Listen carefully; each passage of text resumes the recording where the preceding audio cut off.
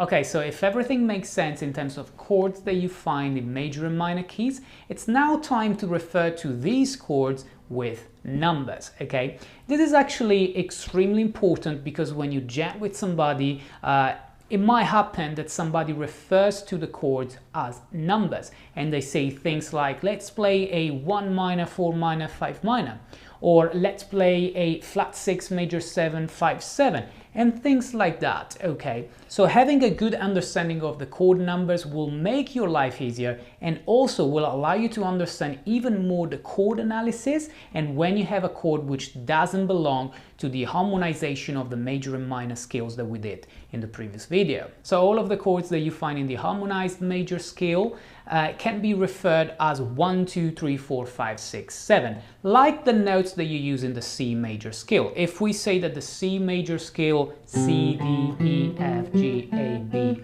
C is made by these notes, we can also look at these notes as 1, 2, 3, 4, 5, 6, 7 and back to the 1. These are also known as scale degrees. Well, even the chords that you get from the scale degrees can be referred as numbers. Literally the same numbers, 1, 2, 3, 4, 5, 6, 7.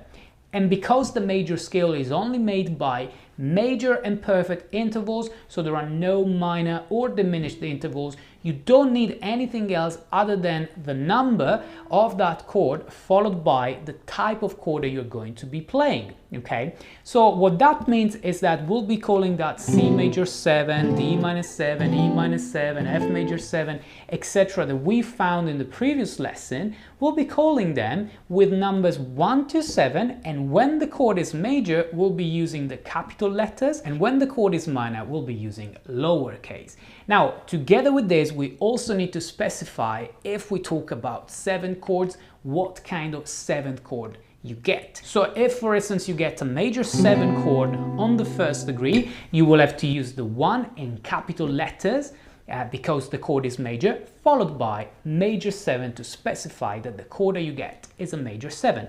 If you were just referring to a C major triad, you wouldn't need that. The only thing you would need would be literally just the 1 in capital letters.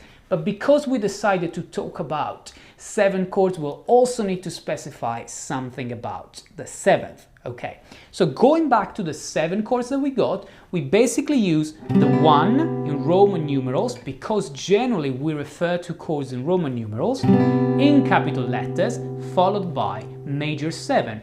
The 2 and the 3, which are 2 minor 7 chords, will be using the 2 and 3 in Roman numerals in lowercase, followed by the minor 7th indication. Okay? The 4 is a major 7, so again it would be in capital letters and followed by major 7. The 5 is a dominant 7 chord, so even in this instance you will use a 5 in uppercase or capital letters followed by only the number 7, because that's the symbol for a dominant 7 chord. The 6 is a minor 7 chord, so what you're going to do is using the 6 in lowercase followed by minor 7, and then for the 7th degree, which is a minor 7 flat 5 or half diminished, you're going to be using the 7 again in lowercase followed by minor 7 flat 5. Okay, so to recap, we have a 1 major 7, 2 minor 7, 3 minor 7, 4 major 7, 5 dominant 7, 6 minor 7, 7 half diminished or minor 7 flat 5. Okay, now these are the chord numbers for the major keys using the Roman numerals. There is also another system known as the Nashville chord number system, which is obviously very popular in Nashville among session players. In that case, all it changes is that you will be using Arabic numbers, so the normal numbers that we use on a daily basis, instead of the Roman numerals for the chords 1 to 7, for the chord numbers 1 to 7. And when the chord is minor, you will use the minus symbol or a lowercase m to say minor. So every time you find the number of the chord by itself, that will be a major chord. And if you obviously use the 7th, like we've been doing together today, well, you're still gonna have to specify what kind of 7th you find. So you'll be using the 1 Arabic number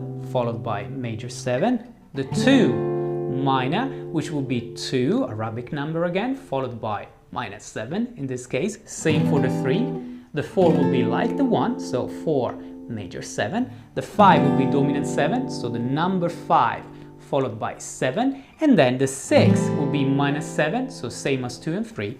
And the 7 minus 7 flat 5. Okay, we can now look at the chord numbers in the minor keys. Now, the scale that we'll be using, the A natural minor scale as an example, is still made by 7 notes that we can call 1, 2, 3, 4, 5, 6, 7, and back to 1. But because of the different series of intervals, each natural minor scale actually has 3 degrees, 3 scale degrees, the 3rd, the 6th, and the 7th, which are minor. So we say we've got the root, the major 2nd, so nothing to say about the 2nd, it's the same as the major scale, but then we've got a minor 3rd, which is obvious because we're talking about a minor scale. Then the perfect 4th and perfect 5th are literally the same kind of interval that you found in the major scale. But then we got the minor 6th and the minor 7th. So 3 notes will be in the scale with the flat symbol. Not because the actual notes are flat, they could, for instance, be natural notes like in the key of A minor, but just because the interval is minor. So that is something that we need to keep in mind even when we assign numbers to the chords that you find in the harmonized A natural minor scale. So the first degree, which was an A minor 7, will only have the 1 in Roman numerals in lowercase, followed by minor 7. The 2, which was a minor 7 flat 5, will be again in lowercase, followed by minor 7 flat 5. But here the things become interesting when we move to the C major 7. This is the 3rd chord, and it's a major chord, so you're going to be using the 3 in capital letters. But because it's based on the minor 3rd degree of the scale, okay, we'll be using the flat just before the number 3 in Roman numerals. The 3 stays in uppercase because it's a major chord, but we need the flat because of the flat 3 minor 3rd interval that you find in the scale. Okay, because we are also playing it with 7s, we'll be doing flat followed by the 3 in uppercase and major 7, to explain that we find the major 7th in this chord. Okay, when we move to the 4 and the 5, which are perfect intervals, you'll be just using a 4 and 5 in a lowercase followed by minus 7, so 4 minus 7 and 5 minus 7. But again, the 6th degree is a minor interval, we said, and it's a major 7 chord that you find here. So you're going to be using the 6 in capital letters again, followed by the major 7, but before the 6 in capital letters major 7, you need to put another flat to say that it's the minus 6th degree that when harmonized gives you a major 7th chord.